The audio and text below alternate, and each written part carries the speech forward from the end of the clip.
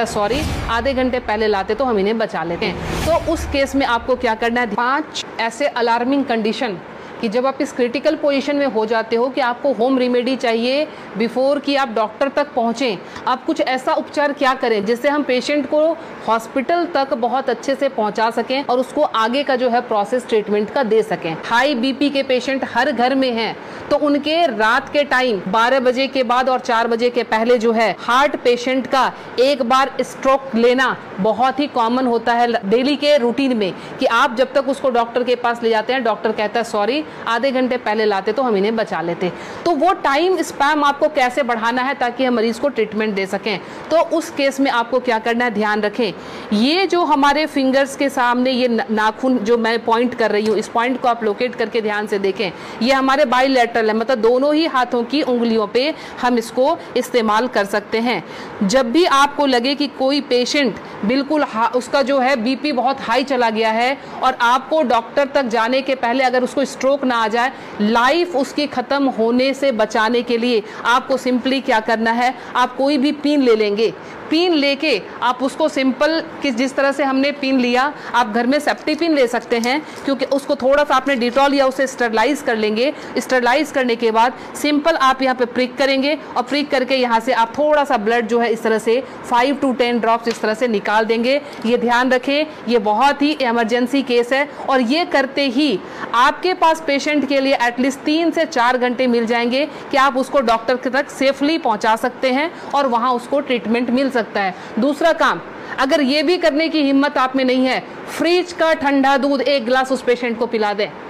ठंडा दूध पिलाते ही आपके पास ड्यूरेशन बढ़ जाएगी, आप 2 घंटे तक हॉस्पिटल के अंदर उनको लेके आप जा सकते हैं। ध्यान रखें।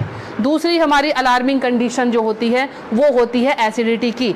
एसिडिटी समटाइम्स इतना हाई हो जाता है कि रात को सोना मुश्किल, सीने में जलन और भारीपन, उस केस में भी लगता है जैसे हमें हार्ट की प्रॉब्लम आ रही है। उसमें क्या करेंगे उस केस में कि हमने इस पॉइंट को, एसिडिटी की केस में आपने इस पॉइंट को लेना। पॉइंट लोकेट कैसे करेंगे, तो आपने इस तरह से अपने थंब के इस वाले पॉइंट को, फर्स्ट पोर को यहाँ से मेजर कर लेंगे, खोल के यहाँ से मेजर करके आपका जहाँ ये टच हो रहा है यहाँ से आपने इसको प्रेस करना शुरू किया।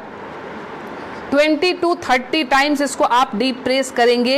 एसिडिटी बन रही है या फिर सर दर्द हो रहा है एक्सट्रीम पोजीशन पे, आपको उस समय वो रिलैक्स देना शुरू कर देगा, क्योंकि जब जलन होती है आपके बब्स निकलते नहीं है, इसीलिए वो यहाँ पे अटैक कर रहा होता है, जिससे पेन आना शुरू हो जाता है। तो आपको क्या करना है, इसको प्रेस करेंगे, आपको रिलैक्सेशन होना शुरू हो जाएगा।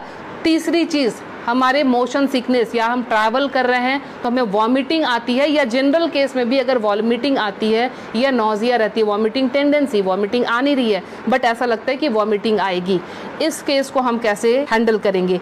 आप अपने ये रिस्ट के क्रीज ले लें, ये रिस्ट के क्रीज आपको दिख रहे हैं, इस क्रीज से, ये जो क्रीज हमारी बनी हुई है, इस क्रीज से अपने ही फिंगर को रखना है, ध्यान रखना है, अपने फिंगर के 2 फिंगर को रखना है। इसके बाद ये पॉइंट जहाँ पे आता है इसको आप लोकेट करेंगे और ध्यान से देखें, यहाँ पे 2 आर्टरी आ रही होती है, आप जब फील करेंगे 2 आर्टरी के बीच में, ये यहाँ पे आपको इस पॉइंट को अब दबाना शुरू कर देना है। अगर आप इसको तेज दबाएंगे इमीडिएटली आपके वॉमिटिंग टेंडेंसी जो है वो वहीं स्टॉप हो जाएगी और ये आपके मोशन सिकनेस में भी काम करेगा। कहीं आप ट्रैवलिंग में जा रहे हैं तो वहाँ ये काम करेगा। अब मोशन सिकनेस को रोकने के लिए घरेलू उपाय क्या करें। पुराने ज़माने में ध्यान है आपको 10 पैसे के और 5 पैसे के सिक्के मिलते थे, वो सिक्के अगर आपके पास हैं तो सिक्के को सिर्फ मुंह में रख लेना है, कुछ नहीं करना है। वो रख के, या पान के पत्ते, ध्यान रखें मैं पान खाने की बात नहीं कर रही हूँ, उसमें गुलकंद और वो सब मिलाने की, मैं सिर्फ कह रही हूँ पान के पत्ते, वो आप चबाते हुए चले जाएंगे, आपका मोशन सिकनेस जो है वो कंट्रोल हो जाएगा।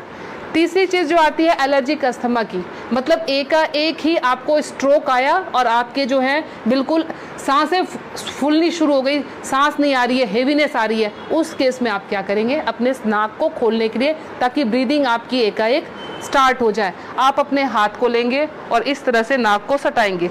नाक की टिप जो है हाथ के जिस पार्ट को टच कर रही है उसको दबाना शुरू करेंगे और ये बहुत पेनफुल होता है, ध्यान रखें। आप अपने आप भी इसको दबा नहीं पाएंगे, बहुत ज़्यादा पेन होता है। हमने पेशेंट को ऐसे किया, ये टिप जहाँ पे आया, और ये 90% पेशेंट को ये पेनफुल वैसे भी होता है। आप उठा लीजिए, अब ये यहाँ पे इनका टच हुआ था, ये जब हम दबाएंगे 90% पेशेंट को वैसे भी, क्योंकि हल्के हल्के एलर्जी की प्रॉब्लम इन दिनों महामारी के बाद लंग्स सबके वीक हुए हैं, तो सबके जो है ये प्रॉब्लम रहती ही रहती है। लास्ट में आपको बता रही हूँ इंसोम्निया के लिए, नींद नहीं आती है उस केस में आप क्या करेंगे। नींद नहीं आने के केस में हमने क्या करना है कि ये हमारा ईयर लोब है, ये पूरा सेक्शन जो है ये ईयर लोब का है। रात को आप क्रीम या तेल लेकर इस सेक्शन की इस तरह से हल्के हल्के हाथों की मसाज देंगे।